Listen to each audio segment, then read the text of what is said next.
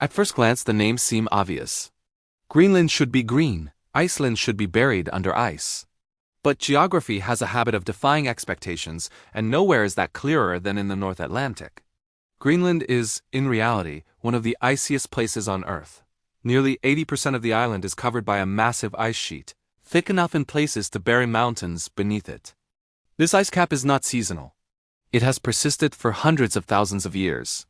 Much of Greenland lies far within the Arctic Circle, where sunlight is scarce in winter and temperatures remain low, even in summer. The interior is a frozen desert, shaped more by wind and ice than by vegetation. Iceland, by contrast, is surprisingly green.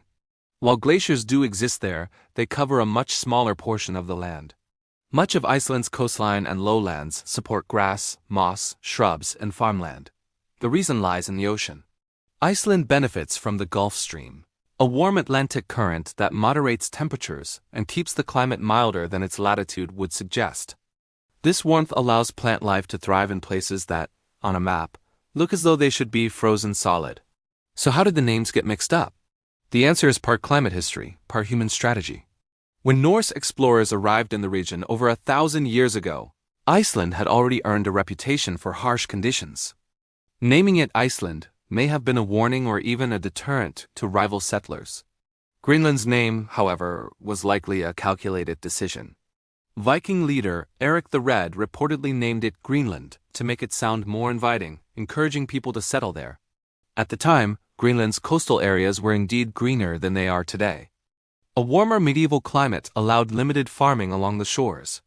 But over centuries, cooling temperatures and advancing ice changed the landscape dramatically. The name remained. The climate did not. Today, the contrast between Greenland and Iceland is more than a curiosity, it's a lesson. It shows how names, history, and climate can drift apart, and how first impressions can mislead. Greenland is icy not because of its name, but because of latitude, ice sheets, and atmospheric circulation. Iceland is green not despite its name, but because warm ocean currents quietly shape life along its coasts. In the end, this geographic paradox reminds us of something simple. The world is often more interesting than the labels we give it.